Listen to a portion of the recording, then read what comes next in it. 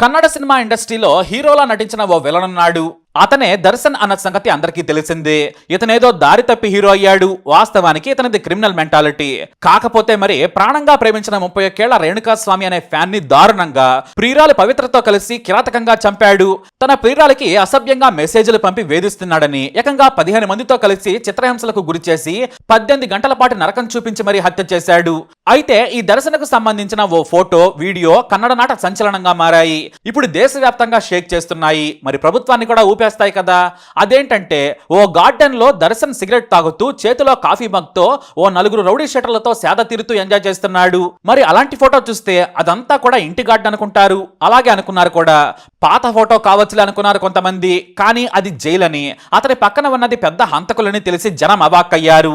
ఆ వెంటనే ఏకంగా ఓ రౌడీ షీటర్ తన పెళ్లాంతో వీడియో కాల్ మాట్లాడుతున్న వీడియో కూడా చూసి షాక్ అయిపోయారు. చూసావా, నా వెనక హీరో దర్శన్ ఉన్నాడు చూడని నవ్వుతూ సదరు రౌడీ షీటర్ తన భార్యకు చూపించాడు.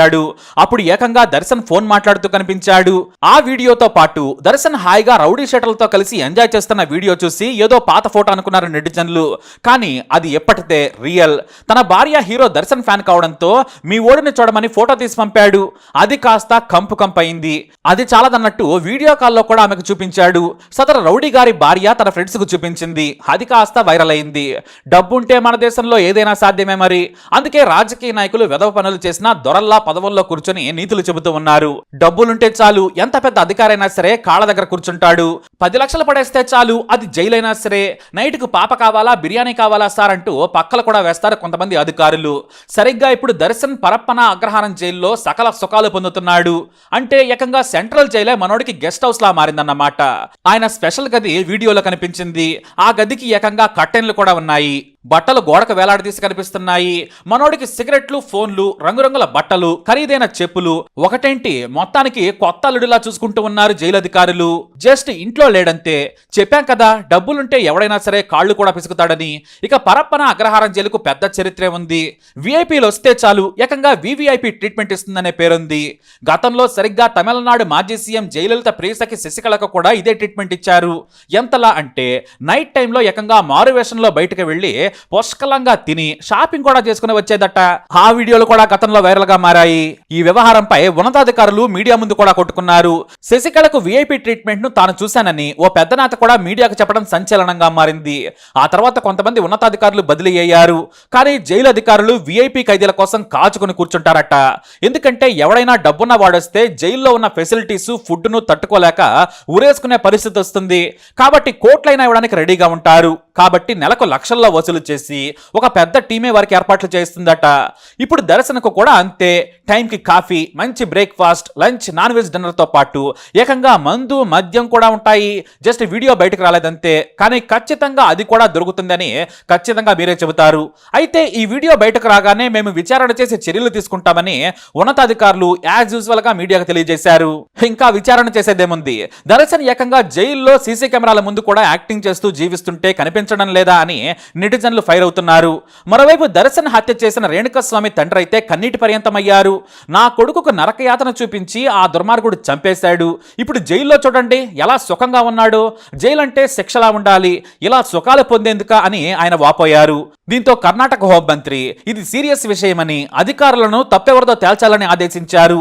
ఆ వెంటనే దర్శన్కు అతని పక్కనున్న గ్యాంగ్స్టర్స్, రౌడీ షీటర్లకు సకల సేవలు చేస్తున్న 7 అధికారులను గుర్తించారు. వారందరినీ వెంటనే సస్పెండ్ చేశారు. అయితే చివర్లో ఓ జైలు ఉన్నతాధికారి చిలక పలుకులు పలకడం చూసి జనాలు గొల్లును నవ్వుకున్నారు. అదేమంటే జైల్లో తాము జామర్లు ఏర్పాటు చేశాం, కాల్ మాట్లాడే ఛాన్సే లేదు, అసలు సిగ్నల్ ఉండదు, ఉన్నా కనెక్ట్ కాదని ఓ కహాని దర్శన్ సినిమా స్టోరీ రేంజ్ లో చెప్పాడు. కానీ జామర్లుంటే జూమ్ కాల్లో మాట్లాడినట్లు రౌడీ షీటర్ తన పెళ్లాంతో ఎలా కెతకెతలు మాట్లాడుతున్నాడో ఆయనే చెప్పాలి మరి. అయితే దర్శన్ పక్కన ఉన్న వ్యక్తి గురించి ఇప్పుడు తెగ చర్చ జరుగుతోంది. ఎందుకంటే అతను ఓ పేరు మోచిన హంతకుడు. గ్యాంగ్స్టర్స్ తో ఏం ప్లాన్ చేస్తున్నాడు, ఏదైనా దారుణానికి తెగబడుతున్నాడా అనే చర్చ కూడా మొదలైంది. ఎందుకంటే ఈ దర్శన్ సింగిల్ మర్డర్ తో హీరో నుంచి విలన్ అయిపోయాడు. కానీ అతని పక్కనున్నవాడు మాత్రం పేరు మోసిన గ్యాంగ్స్టర్ విల్సన్ గార్డెన్ నాగా. ఇతని అసలు పేరు జె నాగరాజు. ఇతను చిన్నప్పటి నుంచి నేరాలు చేస్తున్నాడు. 20 ఏళ్లుగా ఎప్పుడూ జైలుకు వస్తూ పోతూ ఉంటాడు. ఇతని మీద నమోదైనవే 23 కేసులు. ఇందులో 7 హత్యలున్నాయి. అవన్నీ కూడా విఐపి హత్యలే. అంటే బాగా పేరున్న వారిని ప్రత్యర్థులను హత్య చేశాడు. అయితే జైలు నుంచి బెయిల్ మీద సరాసరి వెళ్లి హత్య చేసి సాయంత్రానికి మళ్లీ జైలుకు వచ్చిన చండాలపు ఘన చరిత్ర ఈ నాగాది. అదేమిటంటే నాగకు ఇద్దరు ప్రత్యర్థి రౌడీలు ఉన్నారు.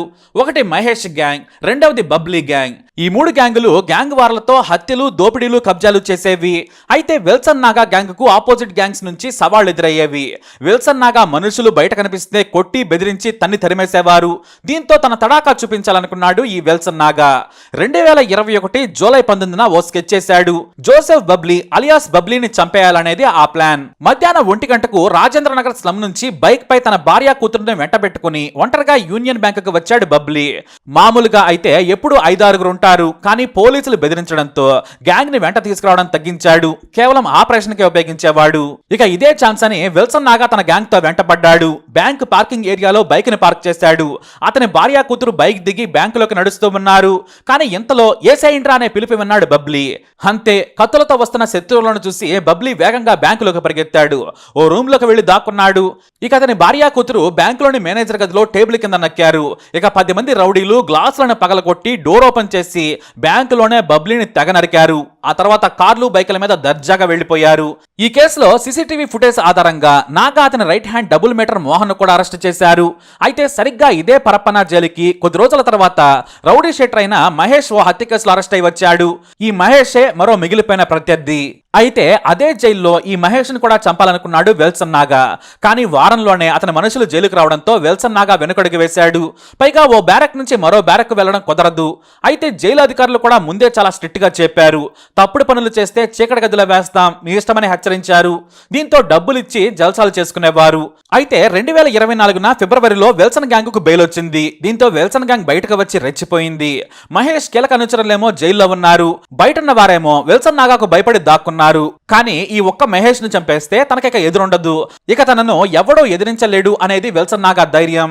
అయితే ఆగస్టు 4, 2024 రౌడీ షీటర్ మహేష్ కు బెయిల్ వచ్చింది. ఈ విషయం విల్సన్ నాగా గ్యాంగ్ కు తెలిసింది. దీంతో అతన్ని ఫాలో అయ్యింది గ్యాంగ్. సరిగ్గా జైలు నుంచి విడుదలై రౌడీ షీటర్ మహేష్ తన కోసం వచ్చిన కారు ఎక్కాడు. సరిగ్గా 4 నిమిషాలు ప్రయాణం చేయగానే బిజీగా ఉన్న హోసా రోడ్లో ఏకంగా కారుకు అడ్డంగా బైకులను పెట్టారు విల్సన్ నాగా మనుషులు. దీంతో ప్రమాదాన్ని ఊహించిన మహేష్ పారిపోయేందుకు కారు దిగి పరిగెత్తడం మొదలు పెట్టాడు. కానీ జనం విపరీతంగా ఉండడంతో పరిగెత్తలేకపోయాడు.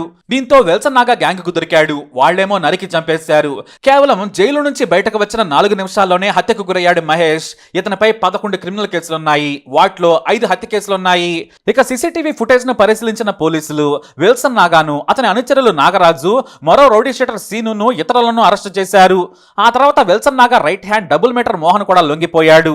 సరిగ్గా వీళ్లు జైలుకు వచ్చిన 4 రోజుల్లోనే దర్శన్తో మంచి దోస్తీ కుదిరిందట. ఇప్పుడు మనం చూస్తున్న ఫోటో అదే. మరైతే ఈ రౌడీ షీటర్లతో కూర్చున్న దర్శన్ ఏం మాట్లాడుతున్నాడు? తాను కూడా హంతకుడే కాబట్టి గ్యాంగ్ ను ఏర్పాటు చేద్దామనుకుంటున్నాడా అనే చర్చ జరుగుతోంది. ఇక దర్శన్ దగ్గర అయితే కావాల్సినంత డబ్బుంది కాబట్టి ఈ రౌడీ షీటర్లను కూడా బాగానే చూసుకుంటాడు అన్నలో సందేహమే లేదు. చూసుకోకపోతే అతనికే నష్టం, ప్రాణభయం ఉంటుంది కదా. దీంతో ఏకంగా వారితో కలిసి గదిలో ఎంజాయ్ చేస్తున్నాడనే ఆరోపణలు మొదలయ్యాయి. ఈ దర్శన్ గలీజ్ పని దెబ్బకి పరప్పన అగ్రహారం జైలర్తో పాటు 7 సస్పెండ్ అయ్యారు. ఇక దర్శన్కు చికెన్ బిర్యానీ ఏమీ పెట్టడం లేదని కర్ణాటక హోంమంత్రి సెలవిచ్చారు. కానీ జామర్లు జైల్లో ఉంటే ఫోన్లు ఎలా మోగుతున్నాయి, వీడియో కాల్స్ ఎలా వెళ్తున్నాయో మంత్రి గారే చెప్పాలి. కానీ రౌడీ షీటర్లతో గార్డెన్ లో సిట్టింగ్ వేసి సిగరెట్ తాగుతూ కనిపించిన దర్శన్కు జైలు జీవితం కూడా సుఖంగానే ఉన్నట్టుంది. హాయిగా నవ్వుతూ ఎంజాయ్ చేస్తున్నాడు. మరి రౌడీ షీటర్లతో హీరో దర్శన్ విలనేనా? మీ అభిప్రాయాన్ని మాత్రం కమెంట్ ద్వారా తెలియజేయండి. ఈ వీడియో అప్డేట్స్ కోసం మై ఛానల్ ఫాలో అవ్వండి. అలాగే తప్పకుండా సబ్స్క్రైబ్ చేసుకోండి.